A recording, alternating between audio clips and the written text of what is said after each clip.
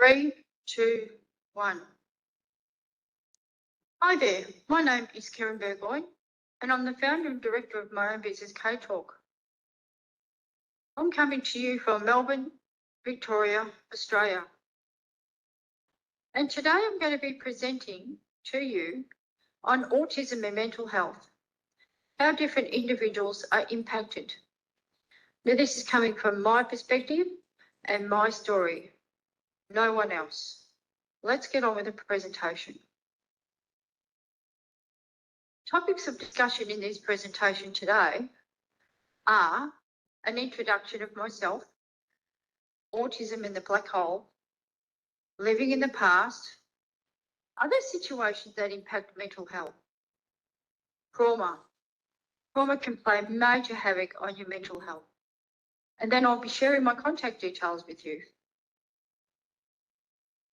So I was diagnosed at the age of 30 with what was known back then in the late 90s with Asperger's syndrome. Now, under the DSM-5 diagnosis in America, they decided to put this label of Asperger's syndrome and separate high-functioning autism and put it together under the one umbrella. So now I'm diagnosed with an autism spectrum disorder, but I'm very high-functioning. Prior to that, nothing was known back in the 70s, 80s when I was young. I went around not knowing what I had, but I also struggled to understand how I hurt other people. It didn't make sense because I was saying things unintentionally that I didn't intend to say. But I couldn't put those words right in my mind and in my mouth, and I hurt other people. The diagnosis also helped me to understand why I behaved the way I did. I tried to repair those relationships with people, but they remembered what I did, so I couldn't go back to being friends with them anymore, which was sometimes very sad for me. But the lack of expectations and acceptance on me wasn't fair. I was always the problem that was always in the too hard basket, that nobody wanted to have around or anything to do with in the long run or long term. Back in the early days, I lived in one of these. This was my mind, a black hole. I couldn't see any light at the end of the tunnel. This was my mind as a child teenager till I was diagnosed with my condition later as an adult. I was about to smash this glass coffin I lived in as well. I liked being secure in that glass coffin and looking at other people socialising and having coffees and being out and about and enjoying themselves in life. But I could never do that until my diagnosis. That glass coffin was smashed into thousands upon millions of pieces. I broke out of that glass coffin and did my life journey straight after my diagnosis. And I was so very glad that I did. But I was really sad and depressed, and I didn't know why, as I'd never had any friends to go over to their place and play on weekends, because I didn't know how to have friends or be a friend to anyone. Now I've got a great big friendship network all over the place. Some days or sometimes I'd stay in bed the whole weekend before I went back to primary school on Monday. I was always dreaming that one day I would be able to go out and make friends, enjoy a meal with others, have a coffee down the street, drive a car and see the world in a totally different perspective in the future. Whenever we went out as a family and I'd gone to bed to sleep that night, I'd be processing the day's events, going over it like a video recorder. Even though I never knew about autism or was diagnosed at that stage of my life as a child or teenager. Now you probably remember these machines from the olden days. I was so fascinated with it, extremely fascinated with this kind of stuff. I could always put people's TVs and videos together as I had a technical ability. But I'd never used that ability. because I was used up for connecting people's TVs and videos and didn't even need a manual to work things out. I just connected this one with that one and boom, it was working. Now I do sound and live streaming production at my local church. Living in the past. My mental health was very deeply and gravely affected by the way I lived in my past. Different scenarios and different situations. It was scary. I used to live in my past all the time. It wasn't helpful for me to do that at all. You can't change it for the better, can you? The past can never be changed at all. So I've got some quotes here that I'm going to talk to you about. Stop looking in the rearview mirror. Look forward when you're driving. Look forward on the road. That's always a very helpful tip. The past is a place of reference, not a place of residence. If you are living in the past or in the future, you will never find a meaning in the present. That's from Fasto Sercinani. Past is good to learn from, but not to live in. Every moment you live in the past is a moment you waste in the present. Many people don't live in the moment because they're consumed with their past or focus on a future that doesn't exist.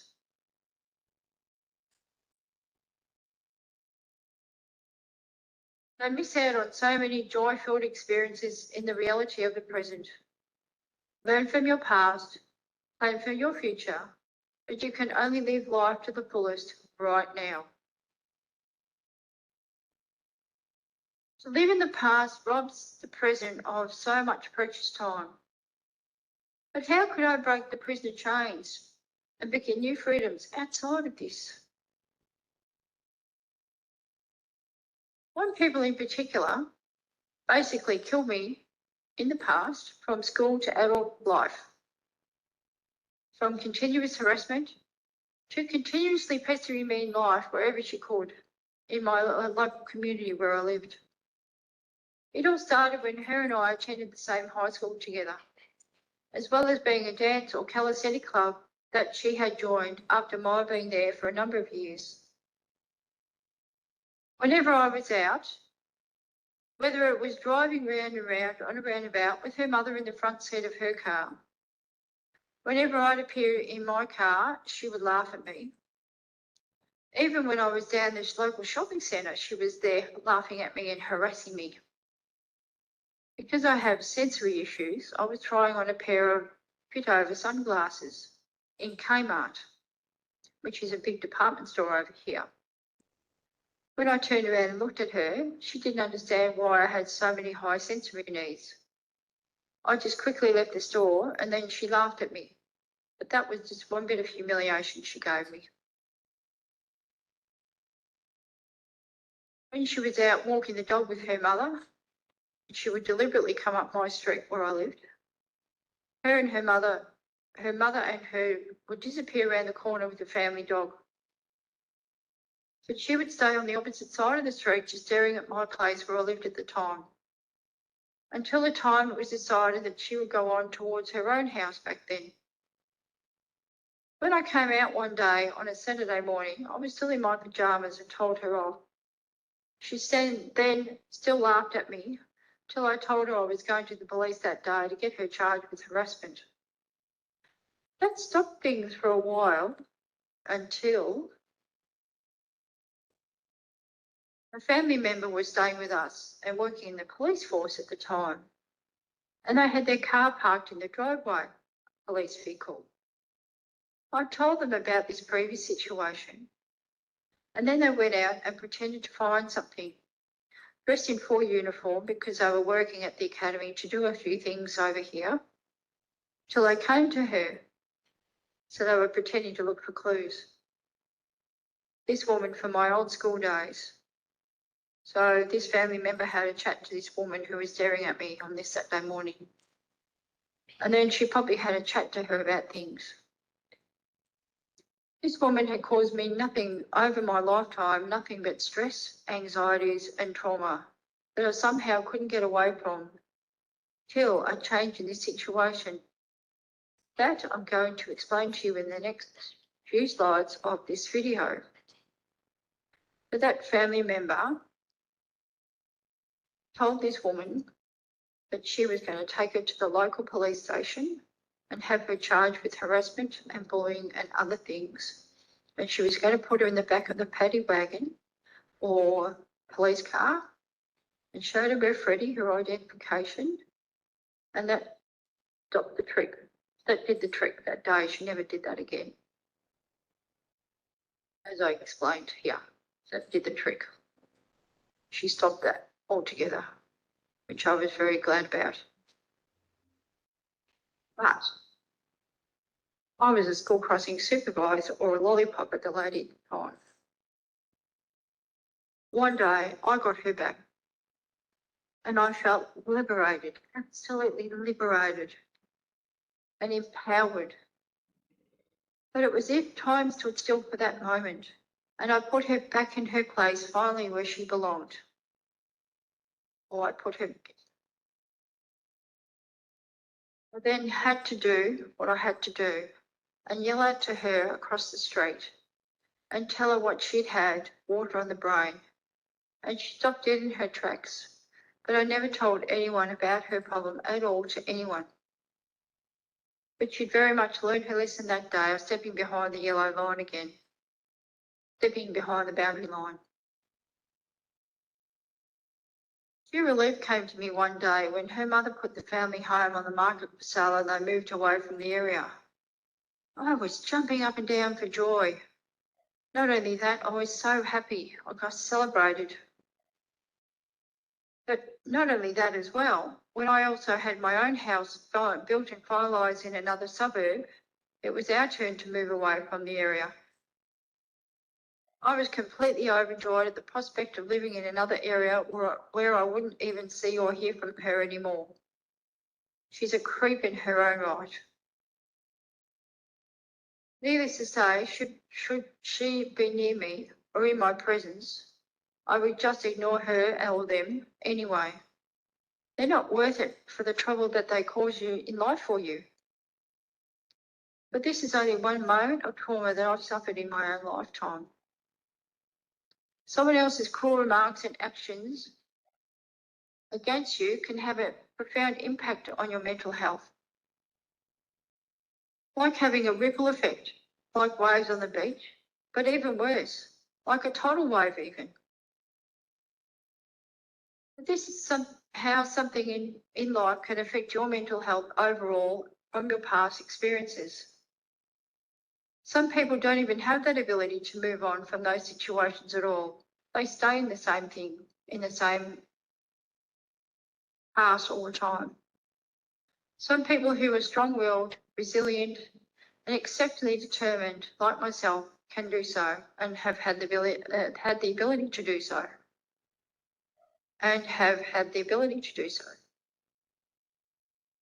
Other situations that affect mental health. One-sided relationships.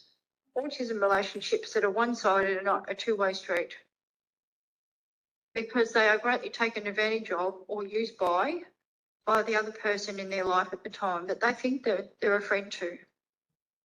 The way the individual person is, whether they have specific interests that stand out from their peers in the community, or whether they need to navigate challenges and complexities of their disorder.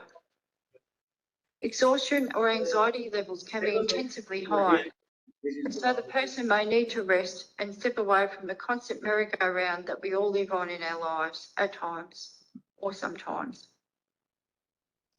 Misconception or misunderstanding of autism in the general society's view can also affect those who live with it.